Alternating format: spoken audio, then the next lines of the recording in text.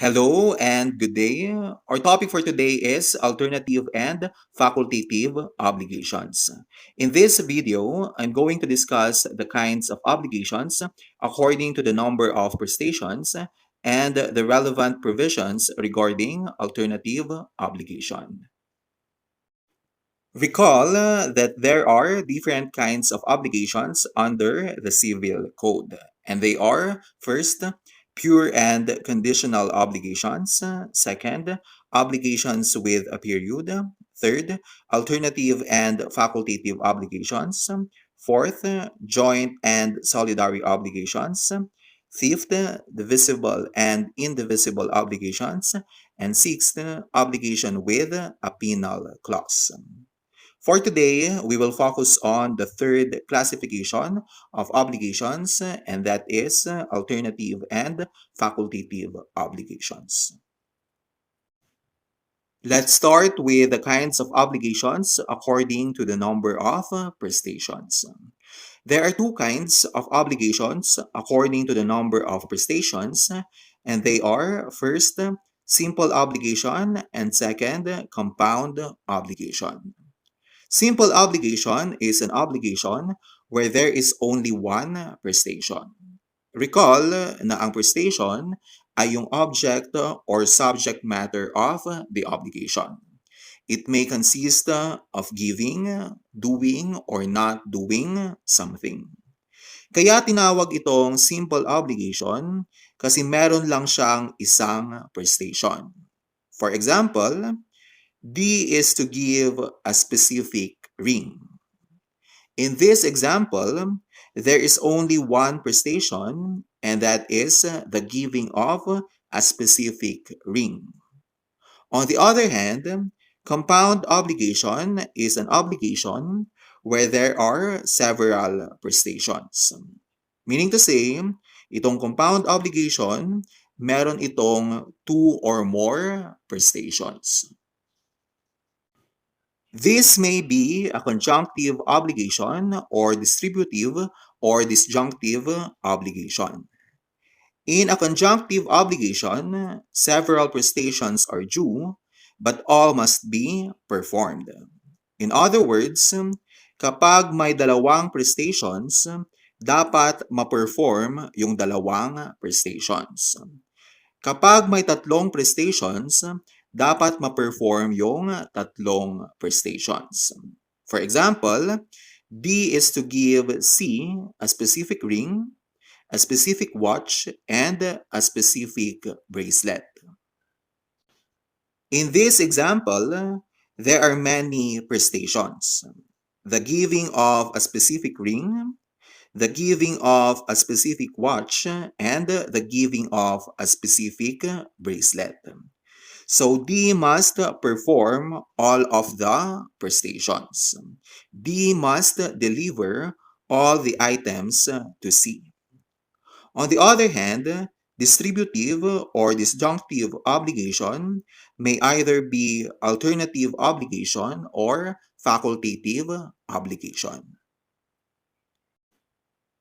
So what is an alternative obligation? Alternative obligation is an obligation where several prestations are due, but the complete performance of one of them is sufficient to extinguish the obligation. This is Article 1199 of the New Civil Code of the Philippines. Kapag sinabing alternative obligation, ito yung obligation na may dalawa o higit pa na prestations. Pero kapag pinerform ni debtor yung isang prestation, sapat na yon para matapos ang obligation. For example, D is obliged to give a specific ring, a specific watch, or a specific bracelet to C. Take note na ang ginamit dito ay yung word na or. Kanina, yung ginamit na word sa conjunctive obligation ay yung word na and. Pero dito sa alternative obligation, ang ginamit ay yung word na or. In this example, there are many prestations. The giving of a specific ring, the giving of a specific watch, the giving of a specific bracelet. But the delivery of any of the three articles will extinguish the obligation. Kapag dineliver ni D yung specific ring, tapos ang obligation. Kapag dineliver ni D yung specific watch, tapos ang obligation. Kapag dineliver ni D yung specific bracelet, tapos ang obligation. The question is, if there are several prestations, who has the right to choose prestation? Sino ang may right na pumili ng prestation? The right of choice belongs to the debtor unless it has been expressly given to the creditor. This is Article 1199 of the New Civil Code of the Philippines. So as a rule, si debtor ang may right na pumili ng prestation. Unless pinagkasunduan ng parties na si creditor ang pipili ng prestation. The right of choice belongs to the debtor, but there are limitations on debtor's right to choose. First, the debtor must completely perform the prestation chosen. He cannot compel the creditor to receive part of one and part of another undertaking. This is Article 1199 of the New Civil Code of the Philippines. Sa example natin kanina, B is obliged to give a specific ring, a specific watch, or a specific bracelet to C. Kung ang pinili ni debtor ay ibigay yung specific ring, ibibigay niya ng buo yung specific ring. Hindi niya pwedeng ibigay yung kalahati ng specific ring, kalahati ng specific watch, at kalahati ng specific bracelet. Second, he cannot choose those prestations which are impossible, unlawful, or which could not have been the object of the obligation. This is Article 1199 of the New Civil Code of the Philippines. For example, D is obliged to give the son a specific watch or a specific bracelet to C. In this example, D cannot choose to give the son. Bakit? Because that is impossible. Another example, D is obliged to give a specific illegal drug, a specific watch, or a specific bracelet to C. Here, D cannot choose to give the specific illegal drug. Why? D cannot choose to give the specific illegal drug because that is not legal. Next, when obligation ceases to be alternative and becomes a simple obligation. Kailan nagiging simple obligation ang alternative obligation? First, when the debtor has communicated his choice to the creditor. This is Article 1201 of the New Civil Code of the Philippines. Diba, sa alternative obligation, may several prestations.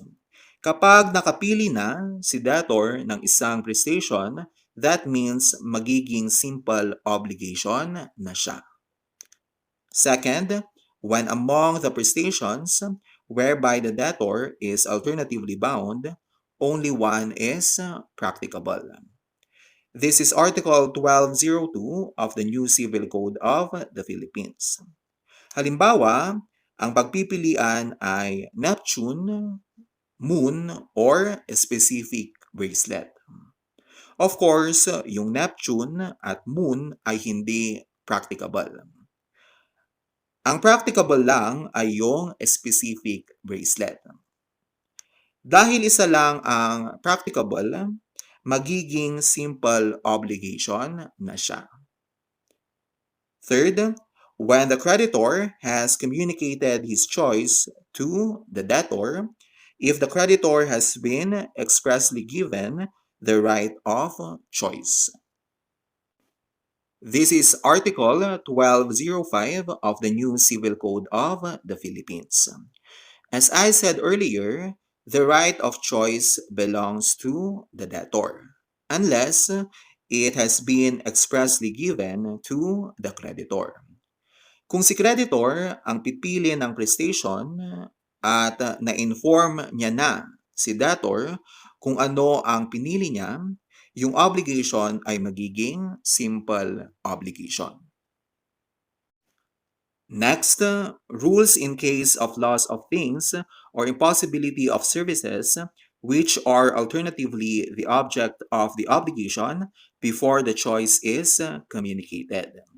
Here, there are rules when right of choice is with the debtor. This is Article 1204 of the new Civil Code of the Philippines. And when right of choice is expressly granted to the creditor, this is Article 1205 of the new Civil Code of the Philippines. Unahin natin yung when right of choice is with the debtor. If only one or some are lost through a fortuitous event or through the debtor's fault, the debtor may deliver any of the remainder or that which remains if only one subsists. If all are lost through a fortuitous event, the obligation is extinguished. This is based on the rule that no person shall be responsible for fortuitous event.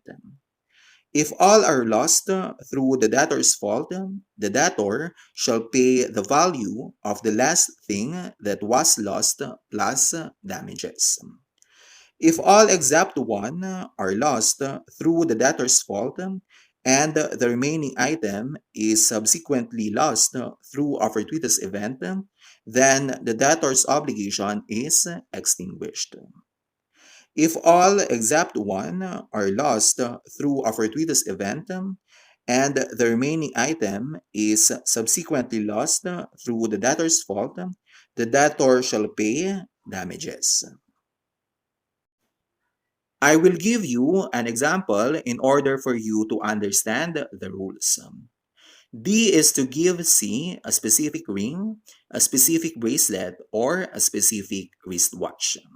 In this example, hindi sinabi kung sino ang mamimili ng item na i-deliver. Therefore, the right of choice belongs to D. Kasi nga, si D ang debtor. If the ring is lost through a fortuitous event, D may deliver the bracelet or the wristwatch. Kasi nga, meron pang natitirang dalawa. Yun yung bracelet at wristwatch. So, pwede pang mamili si D between the bracelet and the wristwatch. The same rule applies if the ring is lost through the fault of D. Meaning to say, if the ring is lost through the fault of D, D may deliver the bracelet or the wristwatch. Kasi nga, meron pang natirang dalawang items. So, pwede pa siyang mamili between the bracelet and the wristwatch. If the ring and the bracelet are lost through a fortuitous event or through this fault, the obligation is converted into a simple obligation to deliver the wristwatch. This is converted into a simple obligation because only one item is left. If all things are lost due to a fortuitous event, this obligation is extinguished. This is based on the rule that no person shall be responsible for fortuitous event. If the ring and the bracelet are lost through a fortuitous event, the obligation becomes a simple obligation to deliver the wristwatch. This is a simple obligation because only one item is left. If the wristwatch is thereafter lost due to the fault of D, D shall pay damages. If the ring, the bracelet, and the wristwatch are lost one after the other due to this fault, D shall pay the value of the wristwatch, the last item that was lost, plus damages. If the ring and the bracelet are lost through this fault, the obligation becomes a simple obligation to deliver the wristwatch. If the wristwatch is thereafter lost through a fortuitous event, this obligation is extinguished. Next, when right of choice is expressly granted to the creditor. If only one or some are lost through a fortuitous event, the debtor shall deliver that which the creditor should choose among the remainder, or that which remains if only one subsists.